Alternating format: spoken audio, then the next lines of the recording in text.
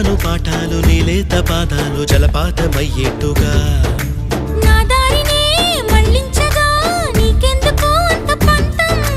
మంచేతిలో ఉంటే కదా ప్రేమించడం మానటం